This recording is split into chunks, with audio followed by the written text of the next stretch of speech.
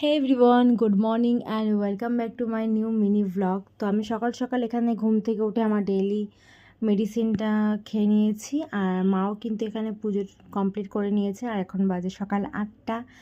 তো মেডিসিন খাওয়ার আধ ঘন্টা পরেই আমি এখানে ব্রেকফাস্ট বলো বা ড্রাই ফ্রুটস বা কিছু বলো আমি খেতে পারি।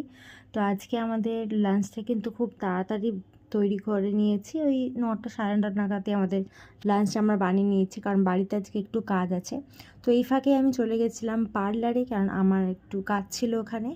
আর বাইরেও আমার টুকটাক কিছু কাজ ছিল, এতদিন যেহেতু শরীর খারাপ থাকার কারণে আমি খুব একটা বেরোতে পারিনি। কিছু পেন্ডিং কাজ বাকি ছিল, যেটা আমি কমপ্লিট করেছি আজকে। আর তারপরে কিন্তু আমি বাড়িতে এসে এখানে আমার লাঞ্চ নিয়ে বসে পড়েছি। আর আজকে কিন্তু ফ্রাইড রাইস আর চিলি চিকেন দুটি কিন্তু আমি বানিয়েছি, তো আমার ভালোই লেগেছে। তো এখানে খাওয়ার পরে আমার আরেকটু কাজ আছে, যেটা আমাকে কমপ্লিট করতে হবে। আর মেন কাজ হলো খাওয়ার পরেই আমার দুপুরের মেডিসিনটা নেওয়া, যেটা না নিলে আবার প্রবলেম হয়ে যাবে।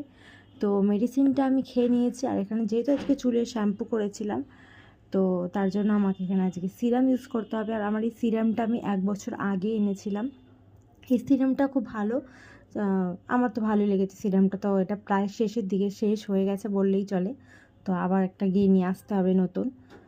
তো শ্যাম্পু করার পর সিরাম টিরাম লাগানোর পর এখন আমি একটু বেরোবো, যার জন্য আমি মুখে একটু ময়শ্চারাইজার লাগিয়ে নিচ্ছি। আমার প্রায় অনেকগুলো জিনিসই শেষ হয়ে এসছে, না বেরোতে পারলে ওগুলো আনা হবে না।